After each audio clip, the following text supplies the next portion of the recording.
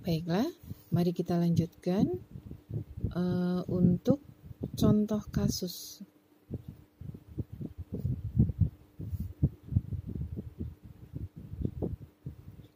Kesetimbangan partikel. Kalian perhatikan gambar berikut ini.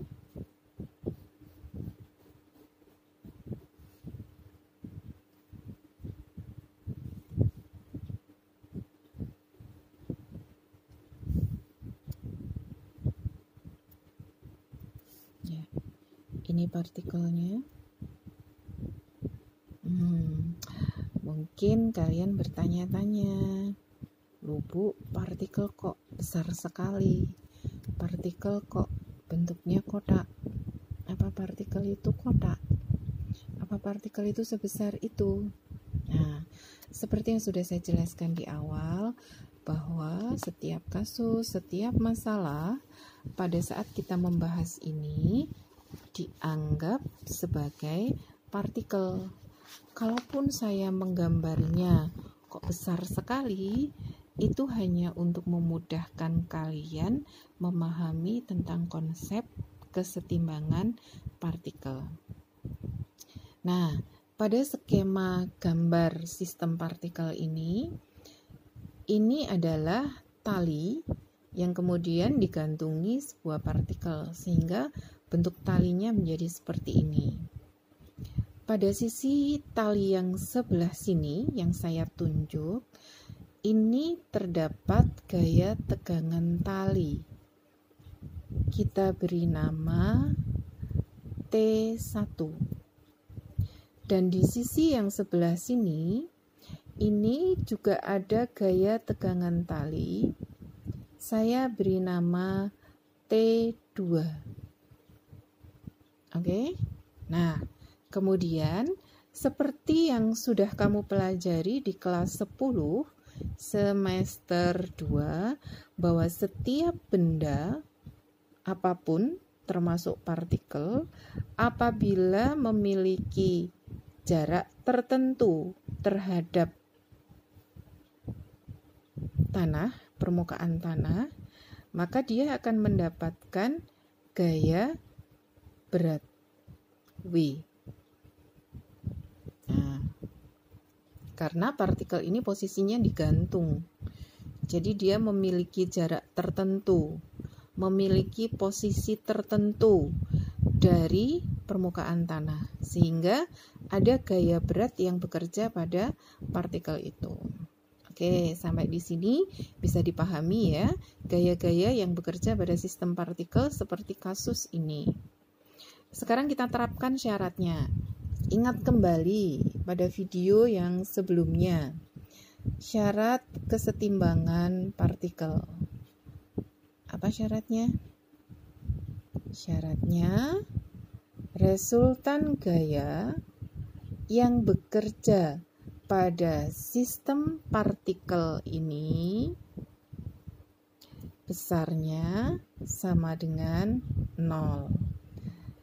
Dan ada dua komponen, yaitu resultan gaya pada sumbu X, sigma Fx sama dengan 0, dan pada komponen sumbu Y, sigma Fy sama dengan 0. Oke, kita lihat kembali gambarnya.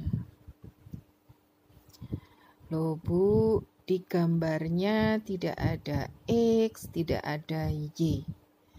Lalu bagaimana kita mengetahui mana yang X, mana yang Y? Nah, langkah pertama, kamu buat dulu koordinat kartesius, sumbu X, sumbu Y, imajiner pada sistem partikel ini. Kita pilih pusat koordinatnya berada di titik ini. Perhatikan.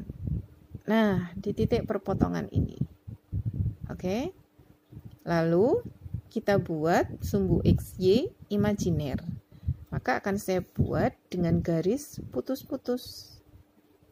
Ini sumbu Y dan ini sumbu X. Ya. sudah digambar koordinat kartesius XY pun ternyata bagaimana letak T1 dan bagaimana letak T2 serta W. Nah, kalau yang W itu sudah searah dengan sumbu Y negatif. Sumbu Y negatif yang kita buat imajiner. W itu sudah searah. Dia bekerja pada sumbu Y negatif. Lalu bagaimana dengan T1? T1 tidak berada pada sumbu X dan tidak juga pada sumbu Y. Maka kita gunakan teori vektor pada kelas 10 semester 1, yaitu pada subbab peruraian vektor. Jadi gaya tegangan tali T1 itu kita uraikan dulu ke arah sumbu X dan ke arah sumbu Y. Nah, peruraian gayanya menjadi seperti ini. Ini adalah T1X. Ya. Kemudian yang ini adalah T1Y. Nah, T2 demikian juga T2X. Ya. Dan yang ke sana ini adalah T2Y. Wah, kok tulisannya kecil sekali. Saya dekatkan. Ya. Kok satu garis? Betul. T1Y dan T2Y itu berhimpit, bekerja pada sumbu Y yang sama, yaitu pada sumbu Y positif. Oke, sekarang jadi persamaannya bagaimana? Kita kembali ke persamaannya. Kembali ke sini, ya. Sigma Fx.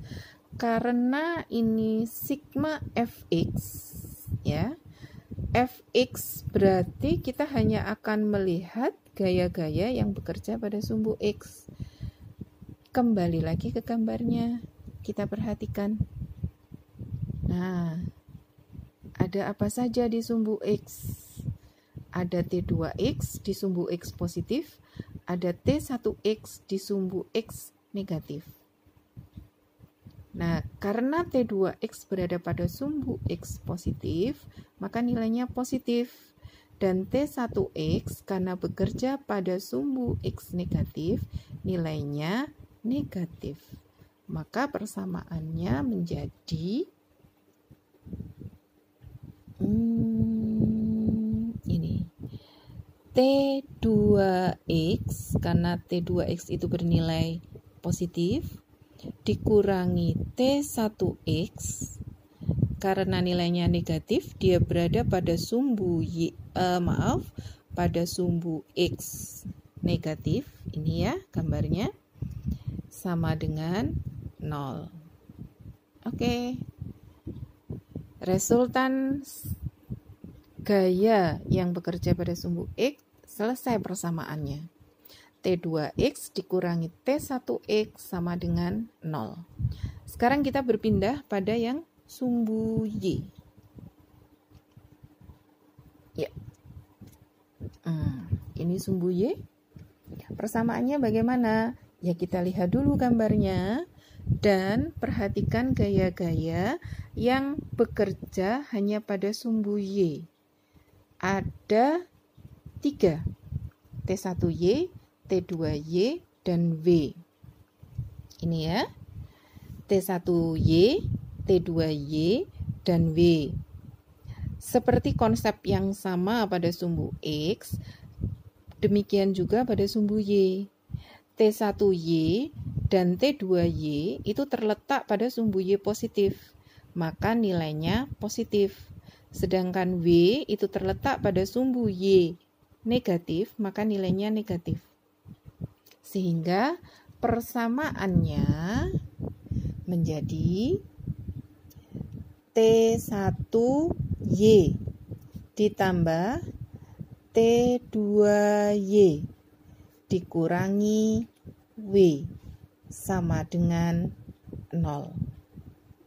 Nah, itu persamaan gaya pada arah sumbu Y atau sigma Fy. Jadi untuk kasus dengan gambar seperti ini, kita mendapatkan dua persamaan.